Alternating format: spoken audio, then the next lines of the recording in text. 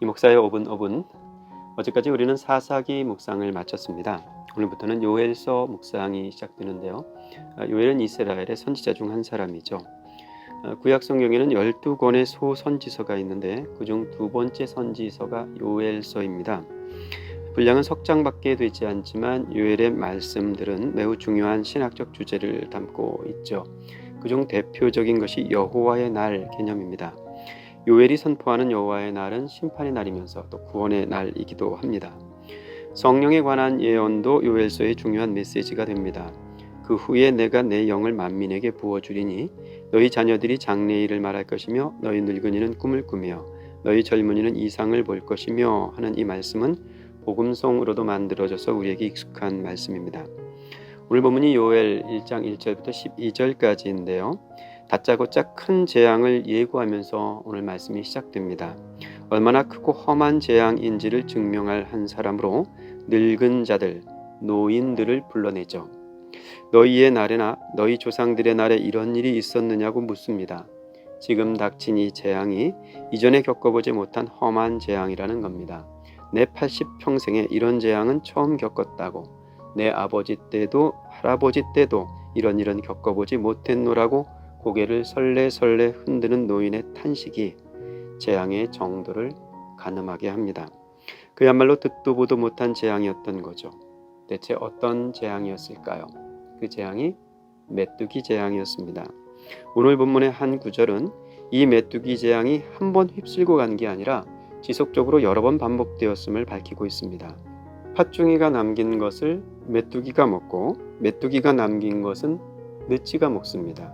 느치가 남긴 것은 황충이가 먹죠. 여기서 황충, 느치, 팥중이 이 모든 것들은 메뚜기를 일컫는 또 다른 표현입니다. 들판에 곡식 한 토를 남기지 않고 메뚜기가 휩쓸고 가는 것을 예고하고 있는 거죠. 한 해 농사를 망치면 제일 먼저 농부들이 타격을 받습니다. 한 차례 메뚜기 떼가 들판을 쓸고 갈 때 농부는 간담이 서늘했을 겁니다. 그런데 메뚜기 떼가 다시 날아와 남은 곡식을 뜯어먹습니다. 그렇게 3번, 4번 메뚜기가 농사를 망치게 된다면 그 땅에 밥 갈던 농부는 주저앉아 땅을 치며 펑펑 울고 말 겁니다. 농부의 절망은 그저 농부에게서 그치질 않죠. 밥은 농부만 먹고 사는 것이 아니기 때문입니다. 들에서 곡식을 거두지 못하면 백성들도 굶습니다.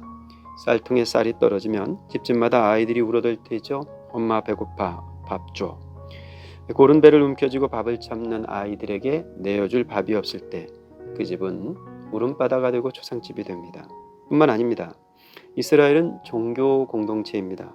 집에 쌀이 떨어져도 성소의 제사는 멈추지 말아야 합니다. 하지만 재앙이 덮치고 나니까 제사도 드릴 수가 없습니다. 재물이 없기 때문이죠. 그러니 성소에서도 탄식이 흐르고 눈물이 넘쳐납니다.